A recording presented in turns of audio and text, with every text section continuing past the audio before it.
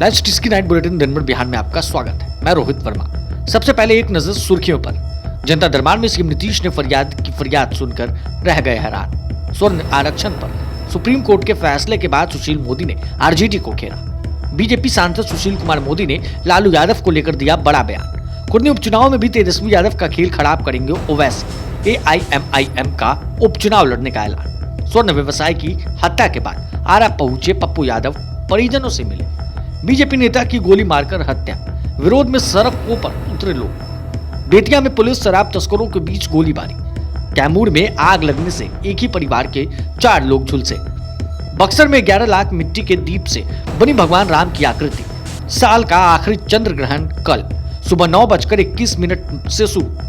अब खबरें विस्तार से।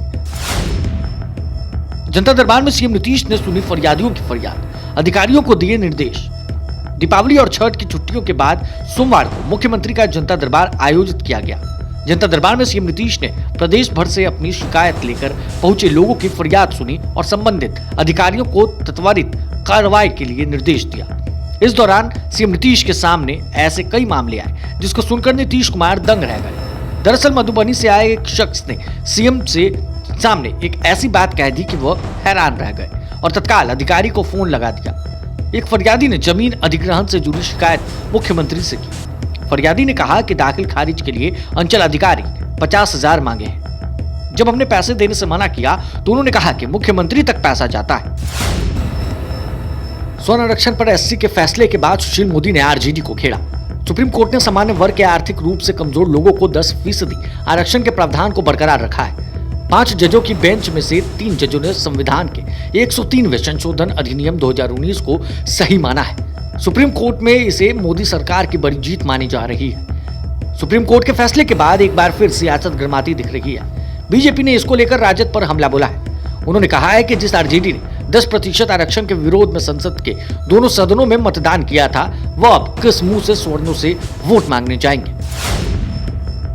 बीजेपी सांसद सुशील कुमार मोदी ने राजद सुप्रीमो लालू प्रसाद यादव को लेकर बड़ा बयान दिया है। सुशील मोदी ने कहा है कि वही लालू यादव है जिन्होंने भूरा बाल साफ करने वाली बात कही थी। सुशील मोदी लालू प्रसाद यादव पर कटाक्ष करते हुए लालू यादव के भूरा बाल साफ करो वाले शासनकाल की याद दिलाई है। इसके साथ ही उन्होंने जगदानंद सिंह को लेकर भी कहा है कि पता नहीं वो कहां गायब हो गए हैं। इतना ही नहीं, उन्होंने यहां तक कह दिया कि राजद ने तो स्वर्गीय रघुवंश बाबू को भी अपमानित किया है। कुर्नी में भी राजद का खेल खराब करेंगे ओवैसी। AIMIM का उपचुनाव लड़ने का ऐलान। कुर्नी विधानसभा सीट पर होने वाले उपचुनाव में भी असरुद्दीन ओवैसी की party AIMIM deputy CM RJD का खेल बिगाड़ेंगे। AIMIM ने कुर्नी में उपचुनाव लड़ने का ऐलान कर दिया है। हाल ही में गोपालगंज में हुए उपचुनाव में ओवैसी की पार्टी ने उम्मीदवार उतारा था और 12,000 से ज्यादा वोट हासिल कर आरजेडी को नुकसान पहुंचाया। वहीं AIMIM के प्रदेश अध्यक्ष अख्तरुल ईमान ने कहा है कि पार्टी ने कुर्नी उपचुनाव में लड़ने की तैयारी शुरू कर दी है। बता दें कि कुर्नी विधानसभा सीट पर उपचुनाव के लिए 5 दिसंबर को मतदान होगा। वोटों की गिनती 8 नवंबर को होगी। स्वर्ण व्यवसायी की हत्या के बाद आरा पहुंचे पप्पू यादव, परिजनों से मिले। भोजपुर में बेखौफ बदमाशों ने पिछले दिनों पटना और आरा के एक बड़े स्वर्ण कारोबारी की बेरहमी से हत्या कर दी थी, जिसके बाद पीड़ित परिवार से मुलाकात करने पप्पू यादव आरा पहुंचे और इस दौरान पप्पू यादव ने मौजूदा सरकार और विपक्ष पर जमकर निशाना साधा है। उन्होंने कहा है कि बढ़ते अपराध को लेकर सरकार और विपक्ष दोनों ही दोषी हैं। दोनों ही अपराधियों को संरक्षण देते हैं। ऐसे में अपराध कैसे कम होगा। वहीं पप्पू यादव ने यह भी कहा है कि अधिकारी भी अपराध को बढ़ावा देते हैं। एक तरफ 47 वाले चुनाव जीत रहे हैं तो दूसरी तरफ 56 वाले। बीजेपी नेता की गोली मारकर हत्या, विरोध में सड़कों पर उतरे लोग। कटिहार जिले में बीजेपी नेता की गोली मारकर हत्या कर दी गई है।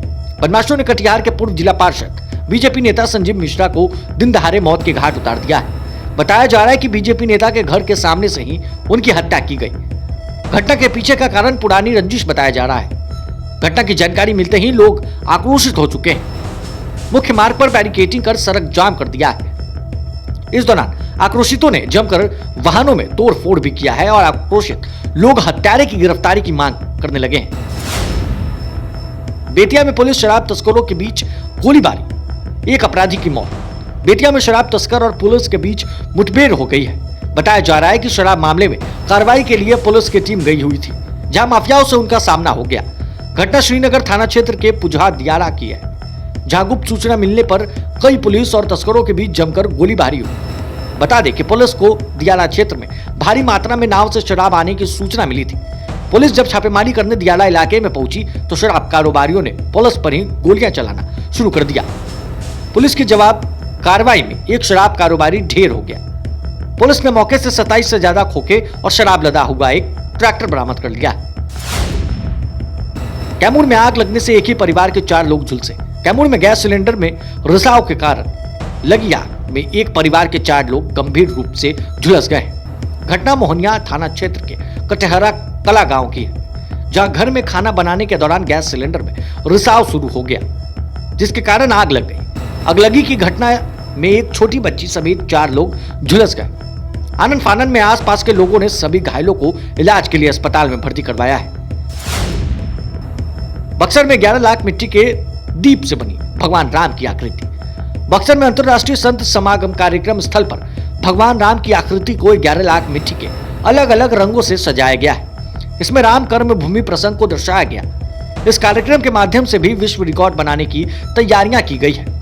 7 से 15 नवंबर तक होने वाले इस अंतरराष्ट्रीय संत सम्मेलन कार्यक्रम में सोमवार को दीपोत्सव समारोह को देखने के लिए लोगों में उत्साह दिखा। इस कार्यक्रम में मोहन भागवत आएंगे, साथ ही 9 राज्यों के मुख्यमंत्री और कई राज्यपाल को भी बुलाया गया है। इसके साथ ही कैलाश खेर, अनुराधा पौडवाल और कई बड़े कलाकार सिंगर समा बांधेंगे।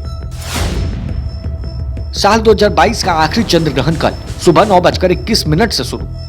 साल का दूसरा और आखिरी चंद्र ग्रहण 8 नवंबर यानी 2022 को लग रहा है। इस दिन कार्तिक पूर्णिमा है और इसी दिन देव दीपावली में मनाई जाएगी।